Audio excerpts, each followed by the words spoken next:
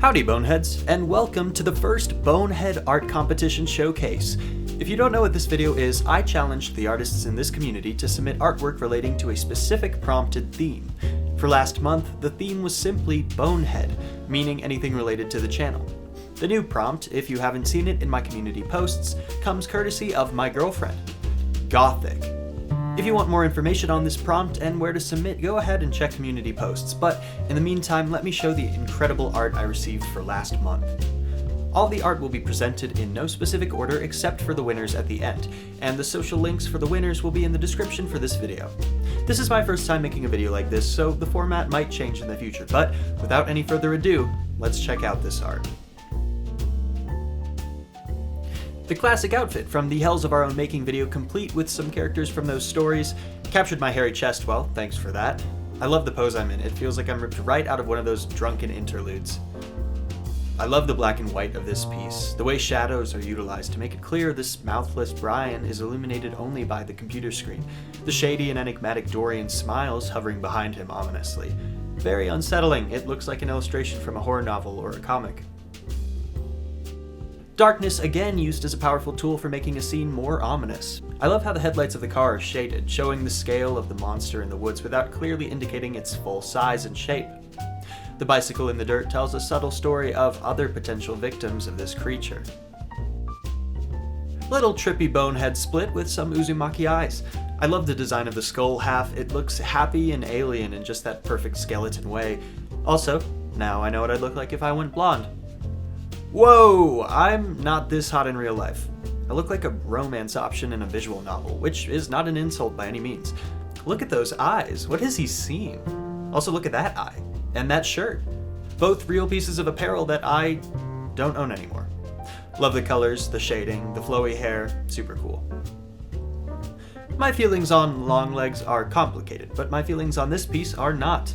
I love this artist's style, the proportions of their characters, the way that Longlegs and the mother are framed, the wide smile in frame, the eyes hidden, just like in the movie's introduction, the difference between the pristine and smiling doll and its disheveled and imperfect human inspiration, the triangle of light referencing the confusing triangle algorithm plot point. It's ominous. Nothing like some distortion to add some atmosphere. This piece is simple and retro, like a character out of Cowboy Bebop. Glitchy, pixelated shadows for both me and my floating bonehead compatriots. Again, I'm not this cute in real life, but I appreciate the work being done to convince the world otherwise. Some dredge art! Look at this little bonehead, with his overalls and little beanie. I want this fit in real life. Should I become a fisherman? I don't know what it is about them, I just love the little hands. It's cute, a peaceful scene. Something spooky has happened here. See the missing poster, and the bloodstains, and the caution tape, and the pentagram, and the skull. Spookiness indeed. I love the no-mouth version of my skull. There are probably some people who wish I had no mouth in real life.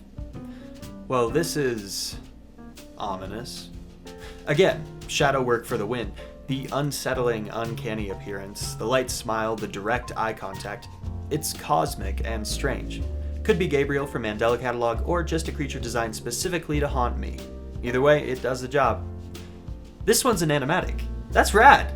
Let me just shut up and play this with the audio from the original video. Picture this. It's night. Maybe you live with other people. Maybe you live alone. It doesn't matter why you're awake. Maybe you had a bunch of caffeine before turning in. Maybe you stayed up playing video games and got wired by the blue light. Maybe you're an insomniac. Whatever the case, you're up. The screens are off, the music is off, the people are off, and you're up. Imagine looking out that window towards the familiar streetlight and seeing a figure beneath its glow. You glance at the clock. 3 a.m. No one should be up at 3 a.m. How long would you sit there?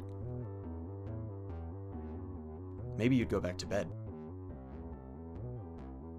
What if you went and checked again and the figure was still there? What if it wasn't? Ah, the janitor. Such an intimidating figure and your introduction to the insanity that is the Little Nightmares universe. I love how small Six is, how she's dwarfed by his figure, the light glowing against his gray skin. It's all so monstrous. Now, on first glance, this might look just like a black box, but keep looking. Stare at the screen and let your eyes adjust. Do you see it? Staring back at you? What does it want? What is it going to do? What is it? How fishes made art. Being controlled by an angel, being dragged down by a voice in your ear, not sure which way to go, scrambling to make a choice. There's a gravity to this scene, a desperation that perfectly exemplifies the themes of the game. What is the right choice? Is it still the right choice if someone forces you to make it? What if you want to change your mind? Aaron, or Joseph, or whatever you want to call him, is such an iconic figure. He's intimidating and strange, and his obsession with wolves is such a powerful part of his character. This wolf, Peach Fuzz, I imagine, making eye contact with the viewer as the creep brandishes an axe, I think we're the victim in this piece. So, we've reached the portion of the video where I'll show off the art of the winners and talk a little longer about why I love the pieces so much. Thank you to everyone who submitted to this competition. Not only is the art super impressive and deserving of attention and praise, but it's also super flattering to be the one receiving and sharing this art, especially the art that's of me. You guys are insanely talented, and I'm so happy I get to be part of a community so filled with creative people. If you didn't win, please consider submitting again because I loved judging this. There are 3 winners of this month's competition, and here's the first one. This is The Dawners by Possibility. This piece radiates exactly the atmosphere I was trying to cultivate in my Violence in Nature video.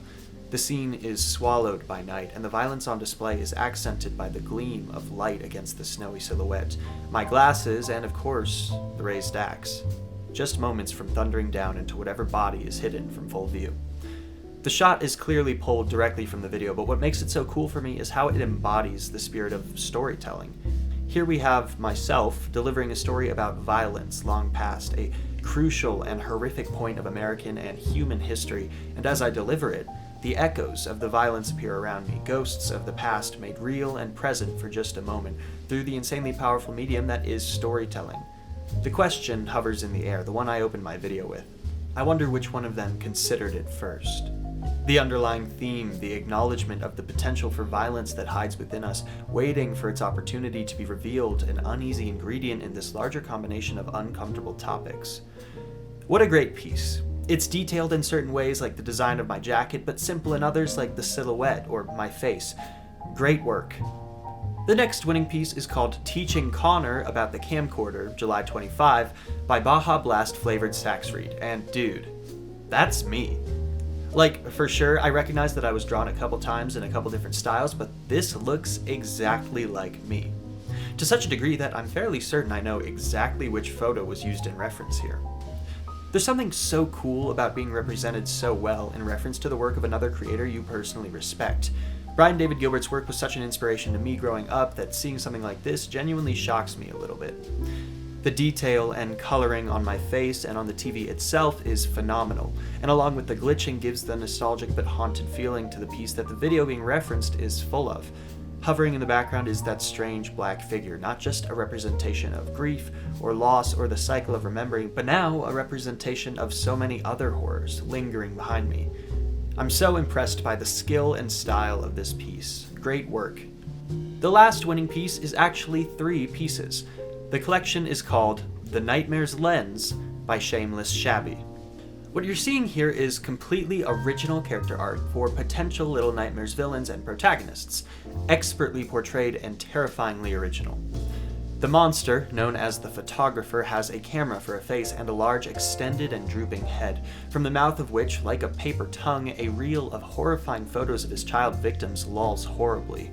The shape and pose of this creature reminds me a little of No-Face from Spirited Away as it crawls around searching for its next victim. When it photographs a child, only the shadow is left in its place as the child finds itself trapped in the reel. The other character, known as the Bonehead, is yet another child you might hypothetically control in a game. He wears a little skull mask, a collar painted in muted but familiar pink and blue hues, and a baggy outfit with similar skeletal designs. In this piece, we see him interacting with a new gnome variant we've never seen, one whose pointed hat seems to be made of film, in keeping with the photographer's theme. Finally, we see an extremely detailed action shot as the bonehead hides just out of view from the monstrous photographer, who towers over his potential victim. His mouth is a scowl, and from his paper tongue the spirits of captive children claw desperately for escape, an escape they likely will never find. You cannot see the eyes or other features of the bonehead in this piece, but you can sense his fear.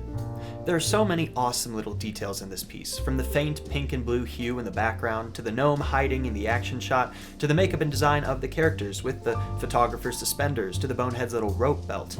This is art I would expect to find in an official art book for a game, not as a submission to my art contest, but here we are. So, there you have it. A ton of really impressive and thoughtful art from members of this community. I truly enjoyed hosting this competition and putting this video together, so if you're still on the fence about submitting to future competitions, please do it. I love showing off this work and giving artists and writers the opportunity to show off their work to more people. Like I said, you'll be able to find the websites and information of the winners in the description for this video, and the winning art should be in a post on my Instagram as of the posting of this video, unless I forget, in which case remind me. That's it for tonight, Boneheads. Thank you for all your support, art, and writing. I'm so lucky to be a part of this community, and I always look forward to seeing what comes from these competitions. Hopefully, I'll see more from y'all in the next one. Have a good night.